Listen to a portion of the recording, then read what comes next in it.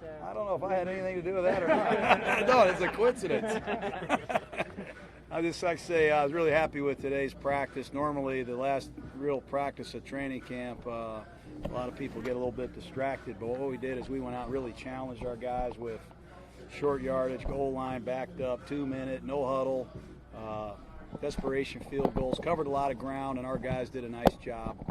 And plus, we got our team, I think, rejuvenated physically a little bit after 2 long padded practices for the upcoming game. But I'll answer any questions I can. Tomorrow's closure to camp going to be similar to how you close mini camp, or it's just rapid fire on plays, or something a little different tomorrow? Well, we'll see. Well, we don't want to let the cat out of the bag yet. These guys have all this modern technology. They'll find out the answer to the test.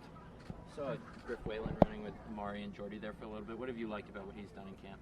He's just been steady, since he's been here. Seth Roberts is out, has been out for a little over a week, hasn't been able to go in the slot much. Martavis has been out, and Whalen has stepped up, and he earned that right, and he's doing some good things. He and Switzer are similar in that they're smaller slot type of guys who do offer some on special teams. What have you seen differentiate the two of them this far? Well, it's a very, very competitive situation. They're neck and neck, and as you said, special teams will have a big part of that, but also just sheer production. You got to be able to go in there and make plays. You got to be able to go in there and block linebackers sometimes and big safeties. And you have to know a lot of assignments because Derek is going to change plays at the last second. So it's neck and neck with those guys. And when Seth Roberts gets back, it's a very competitive position at the slot. You have a lot of wide receivers in general. I mean, look at some of these guys, what they do, like Dwayne Harris and Johnny Holton on special teams. How do you sort through the bevy of options that you have? I'm sure this is a good problem to have as you work toward a 53. Well, it's been a similar problem that we've always had. We get these receivers and we train them from the very beginning to play multiple positions. Edgar Bennett's done a great job. And it's going to be probably right down to the wire to see who makes it, how many guys we can keep. And special teams as well will be a determining factor.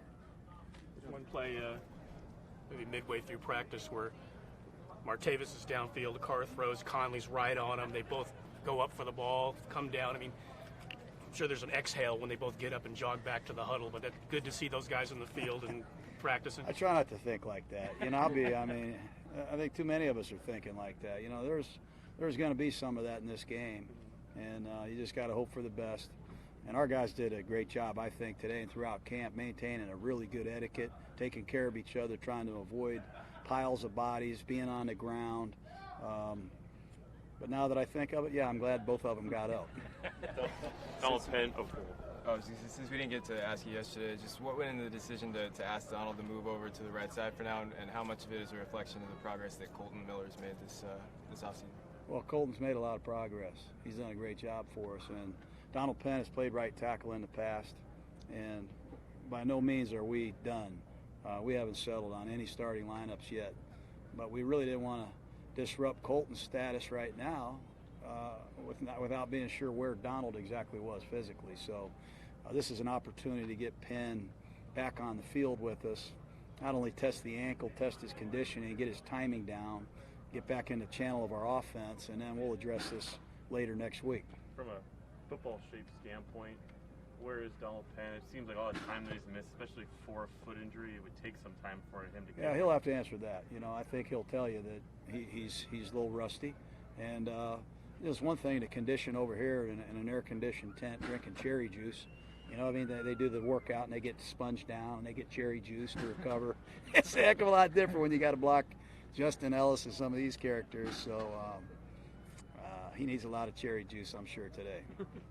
How have you seen, I know you were very high on her back at the owners' meetings, but Kelsey Martinez, just how she interacts with all guys, what have you liked about her? Well, I like our whole staff. I really like Kelsey. I've known her for a while, and Tom Shaw had a lot to say with bringing her here. He brought a diverse staff. Anthony Batiste, Rick Slate, Coach Francis, Deuce Gruden. It's a good group of people that really care about servicing our players, and I think they're on the cutting edge of flexibility, speed training, and weight conditioning, and diet. What kind of a reception are you expecting when the Raiders go back to the LA Coliseum for the first time in forever? I expect it to be pretty good. That's a pretty cool place. we got a lot of history. The Raiders do in L.A. and I know they're housing 2 football teams right now, but I have no idea what to expect in life anymore. I just try to hope for the best. Have you ever been there before, John, to the LA Coliseum when the Raiders were there? I have not. No, I have not. Have not. Playing Go ahead. That's good. I feel the same way, Jay. I was going to answer that question the same way. We got a random one for you then. Seeing Marshawn out there during the whole practice with the resistance bands up against his legs, I mean, is that something he's been doing recently in camp, or did I just notice that? No, he has. I don't think he's worn it perhaps for the entire practice. Yeah. He's had a really good camp. I'm really proud of our backs. You know, he has his own, I think, needs in terms of what he feels like he has to do to get ready. And he's played long and hard and good enough in this league to earn that right. So the problem is we're going to have 14 more guys wearing the bands tomorrow. You know, and that's the way it usually goes. You're playing a team that you're gonna face the first week of the season. Have you ever done anything like this before? And I don't understand it, honestly. I don't. No, I don't. You can either be totally vanilla or you could throw everything at them. Is there a sort of a mid? How do you exactly attack a thing like that? Well, you know, it's a preseason game, and we have a lot of really tough evaluations to get through before we start thinking about what play we're going to call. So we're going to really continue to use this as a evaluation period, and you're going to see a lot of players playing a long period of time that are going to get a chance to show us they belong here, and that's how we're looking at this game. What was your reaction when you did see just second exhibition game against the team that you'll be facing less than a month out, September 1st, September 10th? Yeah, like I said, I've never seen that. I mean, I was in the league a long time. I don't remember that. So what are you going to do about it, right? We just got to adjust and adapt, and same for them as it is us. It looks like you're going to get out of here without seeing Khalil Mack here at all in Napa. Has that any way been a distraction? I don't think it's been a distraction. You know, it's obviously been, for me, you know, it's been disappointing. You know, obviously, you know, you want to have your best player here. This guy's a really great guy, too. So it's disappointing we don't have him here. We're going to try to get him here as soon as we can. But in the time being, you know, you got to move on. You got to get up. You got to go to work. And that's one thing I'm very proud of what we've done here. Perfect play is a drill that you guys were able to do with players the first time you get on the field with them way back in the spring before OTAs. What you do, though, during this perfect play, I'm sure changes the way you're able to challenge, say, a quarterback to respond to blitz, you know, changing the play. How did you see Connor respond to that, and what have you made of just his overall mental progression since the start? Well, I think he's done great. I think he's really done a fine job. You know, we're giving him a lot of information. When you see this blitz, there might be 3 things you can do. There might be 4 things you can do, honestly, but it all depends on the down and distance, perhaps the situation, how much time's left, how much risk you want to take. There's a lot of things that you got to be thinking about, and I think he's grown tremendously. I give Brian Callahan, Greg Olson a lot of credit. I know I've probably made him mad most of the time yelling at him, but that's just what I do. Derek Carr, just seeing the way he operates out here, his fluency level in the offense seems to go beyond the months you guys have had together. I'm sure that's a ton of work behind the scenes. What exactly does it take to get to where he is, and do you feel like his development from a mental standpoint where he is today is more advanced than the time that from a month standpoint you guys have had together?